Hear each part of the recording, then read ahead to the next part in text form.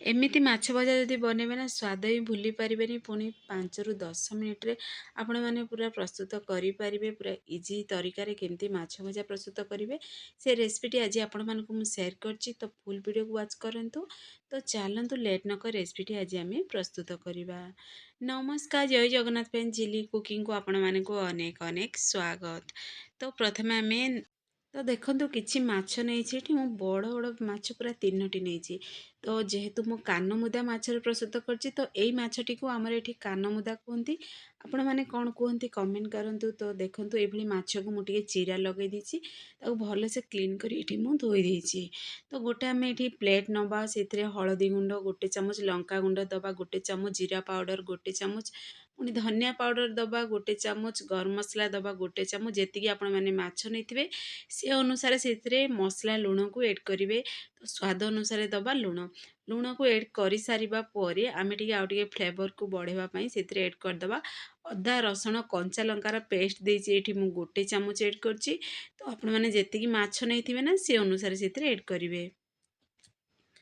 ପୁଣି ଆମେ ସେଥିରେ ଅଳ୍ପ ଟିକେ ସୋରିଷ ତେଲ ଏଡ଼୍ କରିବା। ସୋରିଷ ତେଲ ଏଡ଼୍ କରିବା ଦ୍ୱାରା ଦେଖନ୍ତୁ ମସଲାଟା ପୁରା ଇଜିରେ ପୁରା ଆମେ ଗୋଳେଇ ପାରିବା। ଯେହେତୁ ଶୁଖା ମସଲା ତ ସୋରିଷ ତେଲ ବଦଳରେ ଆପଣମାନେ ପାଣି ବି ଏଠି ଏଡ଼୍ କରିପାରିବେ। ଆଉ ତା'ର ଫ୍ଲେଭର ବହୁତ ବଢ଼ିଆ ଆସିବ। ଆଉ ମାଛରେ ଦେଖିବେ ତେଲ ଯଦି ମସଲା ଟିକେ ଅଳ୍ପ ଟିକେ ଏଡ଼୍ କରିଦେଇଥିବେ ନା ମାଛ ଉପରେ ତା'ର କୋଟିଂଟା ବହୁତ ବଢ଼ିଆ ପୁରା ଲାଗିବ। ତ ମୁଁ ସେଇଥିପାଇଁ ଅଳ୍ପ ଟିକେ ସେଥିରେ ସୋରିଷ ତେଲ ଏଡ଼୍ କରିଛି। ସୋରିଷ ତେଲ ବଦଳରେ ଆପଣମାନେ ରିଫାଇନ୍ ତେଲରେ ବି ସେମ୍ ପ୍ରୋସେସ୍ରେ ପ୍ରସ୍ତୁତ କରିପାରିବେ। ଯେହେତୁ ଦେଖିବେ ନନଭେଜ୍ରେ ଯଦି ସୋରିଷ ତେଲରେ ଯଦି ନନଭେଜ୍ କୌଣସି ବନାଉଛନ୍ତି ନା ତ ଟେଷ୍ଟ ହିଁ ବଢ଼ିଯାଇଥାଏ। ତ ଏବେ କ'ଣ କରିବା, ସେଇଥିରୁ ଗୋଟେ ଗୋଟେ ମାଛ ନେବା, ତା ଉପରେ ଏଇ ପ୍ରୋସେସ୍ରେ ଦେଖନ୍ତୁ ଆମେ ମସଲାକୁ ପୁରା ଗୋଳିକି ଲଗାଇଦେବା, ତା ଉପରେ କୋଟିଂ ଦେଇଦେବା ମସଲାର। ତ ଏଇ ପ୍ରୋସେସ୍ରେ ମସଲାରେ କୋଟିଂ ଦେଇଦେବେ। ତ ଇଏ ଦେଖିବେ ବନେଇବାଟା ବହୁତ ଇଜି। ପୁରା 5ରୁ 10 ମିନିଟ୍ରେ ଆପଣମାନେ ଆକୁ ଫଟାଫଟ ବନେଇକିରି ଖାଇପାରିବେ। ତ ଏଇ ମାଛ ଭଜା ରେସିପି ନା ଆପଣମାନେ ଭାତ ଡାଲି ସହିତ ବି ଖାଇବେ, ବହୁତ ଟେଷ୍ଟି ଲାଗିବ। ଆଉ ପଖାଳ ସହିତ ତ ପୁରା ଜମିବ, ଏତେ ସ୍ୱାଦିଷ୍ଟ ଲାଗେ। ତ ପୁରା କ୍ରିସ୍ପି କରିକି ମାଛକୁ ଭାଜିଦେବେ।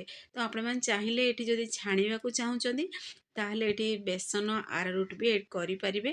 ଯେହେତୁ ମୁଁ ତାୱା ମାଛ ଭଜା ପ୍ରସ୍ତୁତ କରିଛି ତ କେବଳ ମୁଁ ମସଲାର ହିଁ କୋଟିଂ ଦେଇକରି ମାଛକୁ ଏଠି ଭାଜିଛି। ତ ଦେଖନ୍ତୁ ଏଇ ପ୍ରୋସେସ୍ରେ ଭଲସେ ଟିକେ ମସଲା କୋଟିଂ ଦେଇଦେବେ ମାଛ ଉପରେ। ଗୋଟେ ପ୍ଲେଟ୍କୁ ଆମେ ବାହାର କରିଦେବା। ସେଇ ପ୍ରୋସେସ୍ରେ ଆଉ ଗୋଟେ ମାଛ ଉପରେ ବି ଆମେ ମସଲାରେ କୋଟିଂ ଦେଇଦେବା। ତ ଦେଖନ୍ତୁ କେତେ ସୁନ୍ଦର ବି ଦେଖାଯାଉଛି, ପୁରା କ୍ୟାମେରା ସାମ୍ନାରୁ ଆପଣମାନଙ୍କୁ ଦେଖାଉଛି।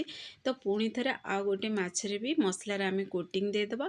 ସେଇ ପ୍ରୋସେସ୍ରେ ଆମେ 3ଟି ଯାକ ମାଛ ଉପରେ ଏଇଭଳି ମସଲାର କୋଟିଂ ଦେଇଦେବା।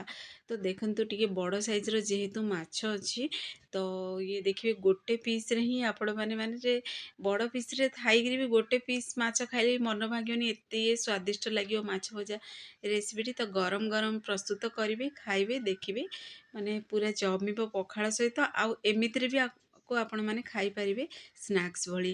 ତ ଗୋଟେ ଏବେ ଆମେ ତାୱା ନେବା, ଯେହେତୁ ତାୱା ଭଜା ମାଛ ବନାଉଛନ୍ତି ତ ତାୱାକୁ ପ୍ରଥମେ ଆମେ ଟିକେ ଗରମ ହେବାକୁ ଦେବା।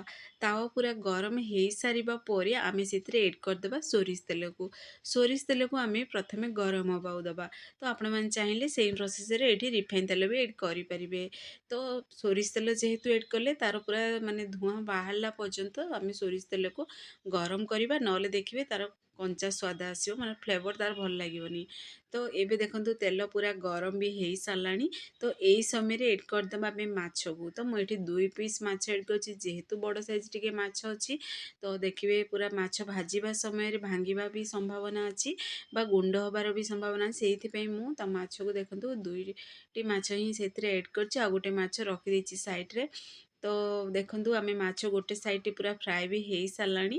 ତ ଏବେ ଆମେ ପୁଣି ଥରେ ଓଲଟେଇ ଦେବା ମାଛକୁ, ଆଉ ଗୋଟେ ସାଇଜ୍ଟି ବା ଆଉ ଗୋଟେ ସାଇଡ଼୍ଟି ଆମର ଟିକେ ଭାଜି ହେବାକୁ ଦେବା ଟିକେ କଲର୍ ଆସିଲା ପର୍ଯ୍ୟନ୍ତ। ଦେଖନ୍ତୁ 2 ପଟ ସାଇଜ୍ ଆଉ କେତେ ବଢ଼ିଆ ପୁରା କଲର୍ ଆସିଗଲା।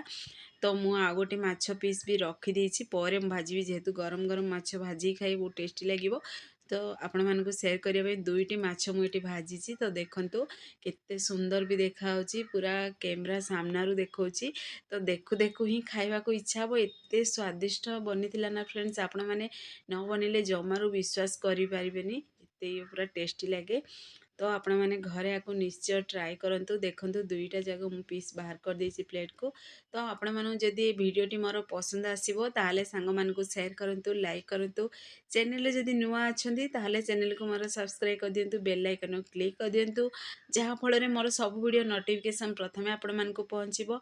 मु एमती इजी इजी वीडियो नहीं आसीबी आपण माने देखि घरे निश्चय ट्राए करंतु। तो देखंतु टिके सजेया पई मु एठी साइड रे अल्प टिके पियाज देइछि पुणी कंचा लंका ऐड करछि पूरा पूरी ऑप्शनल अछि आपण माने चाहिले ऐड करिवे नले स्किप भी करि परिबे। तो देखिए ये जदि स्नैक्स रे खाइबे ता सहित पियाज खाइले ना बहुत टेस्टी लगे मु सेति पे ऐड करछि। तो आउ टिके आ गोटे साइड भी पियाज अल्प टिके दे दो जेमति सुंदर भी देखा जिवो। तो आपण माने घरे निश्चय ट्राई करिवे देखिए जो माने माछ खाइया पसंद भी करंतिनी ना सेही माने भी खाइबे। तो एते ये स्वादिष्ट लागिवो पूरा क्रिस्पी हेगिरी भाजी हिची। तो देखंतु तार कलर रु ही जानी पड़थिबे केते ये स्वादिष्ट बनिथिबो। तो मसला रे भी पूरा भरपूर मात्रा रे मसला भी लागिछि आ बहुत टेस्टी भी थिला। तो आपण माने घर निश्चय ट्राई करंतु फेसबुक पेज देखुछन जदि फॉलो करंतु।